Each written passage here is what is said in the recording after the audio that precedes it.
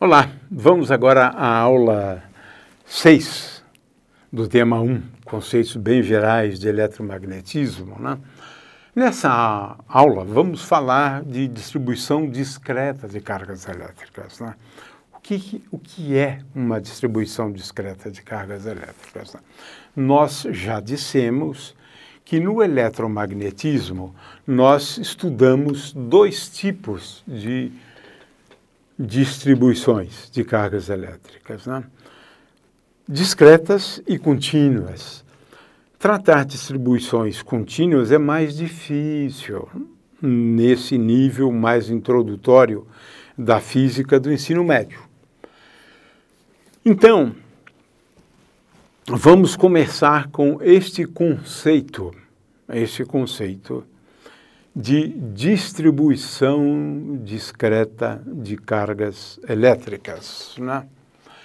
Ora, a gente pode, então, em primeiro lugar, né, dizer que eu tenho uma distribuição, né, discreta de cargas elétricas, uma carga Q1 aqui, uma carga Q2 aqui. Veja, agora eu estou falando de uma distribuição discreta, uma carga Q3, uma carga Q4 e assim por diante. Então aqui eu tenho, digamos, N cargas e esta aqui é a carga Qn.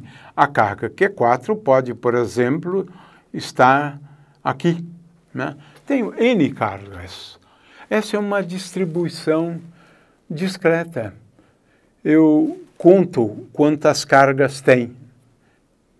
Mas o que é fundamental saber é onde estão essas cargas. É isso que vai me caracterizar melhor a distribuição de cargas elétricas, né?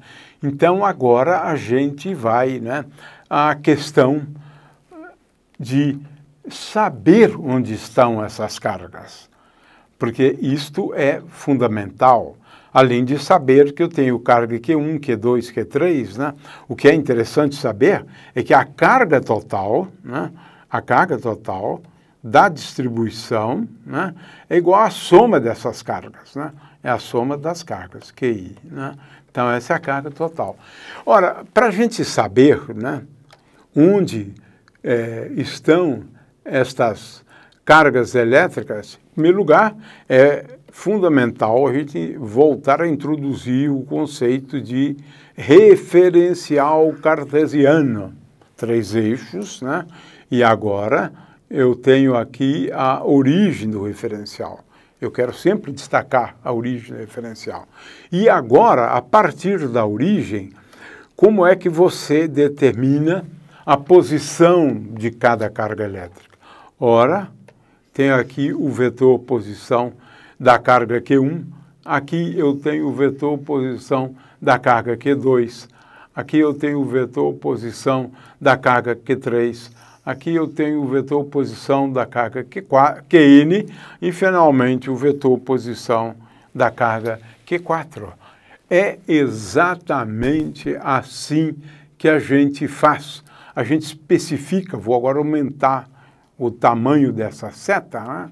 A gente especifica, em primeiro lugar, que existem cargas elétricas e agora a gente introduz, né, este conceito, né, de vetor posição.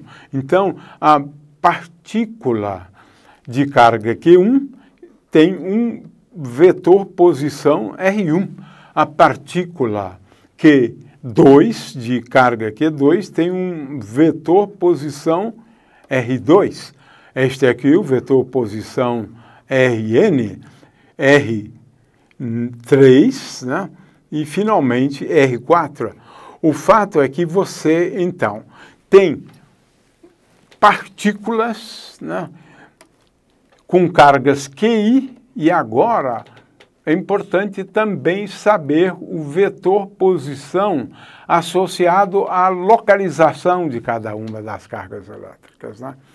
Então, no caso de uma distribuição discreta de cargas elétricas, nós estamos falando de N cargas elétricas. N igual a 1, sim, uma carga, uma distribuição, 2, 3, 500 cargas, né? Então, esse é o conceito de distribuição de cargas elétricas. Eu tenho cargas Q1 num ponto, Q2 num ponto, mas eu preciso saber não só Q1, mas também o ponto. Como é que eu especifico a posição, né, daquela carga Q1, da carga Q2, da carga Q3 e assim por diante, né?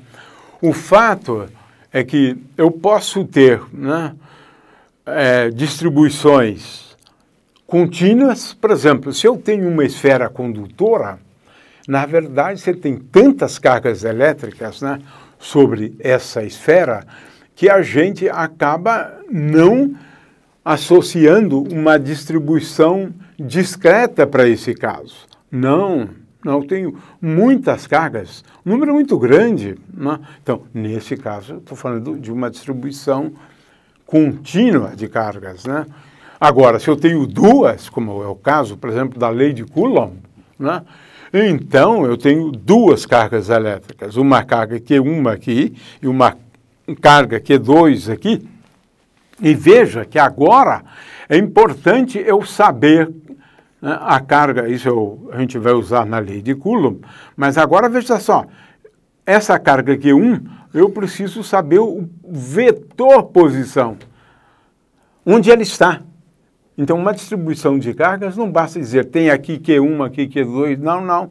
Tenho em R1, eu tenho uma carga Q1, nessa outra posição P2, associado ao vetor posição R2, eu tenho uma carga Q2 e assim por diante. Aqui eu tenho, então, um exemplo, né, de duas cargas, né, elétricas positivas, né, e aqui eu estou querendo tão somente ressaltar esse aspecto aqui, né?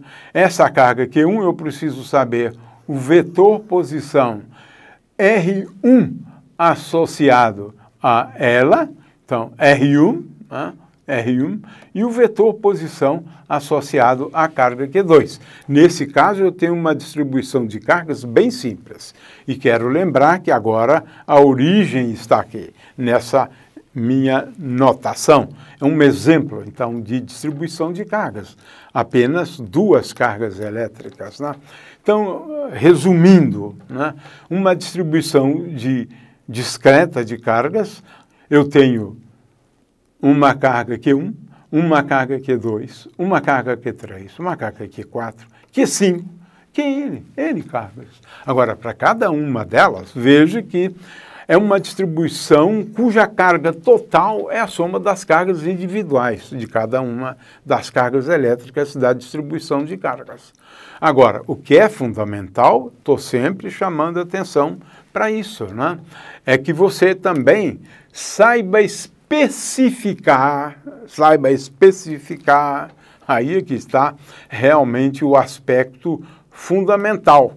Você tem que saber especificar a posição desta, olha, com vetor posição, a posição dessa, a posição desta, a posição desta, a posição desta, e assim por diante. Com vetores de posição, R1, R2, R3, R4. Aqui eu tenho um exemplo com 5 cargas elétricas. Veja que R5 é o vetor posição da carga Q5, né? E a gente também, usualmente, introduz aqui um outro conceito, que é o vetor posição de um ponto no espaço. É esse aqui, é. Aqui eu posso ter... Aqui eu posso ter uma carga Q num outro ponto do espaço, cujo vetor posição é R, é isto, né? Então, esse é o conceito de distribuição discreta de cargas elétricas. N cargas elétricas em N pontos distintos.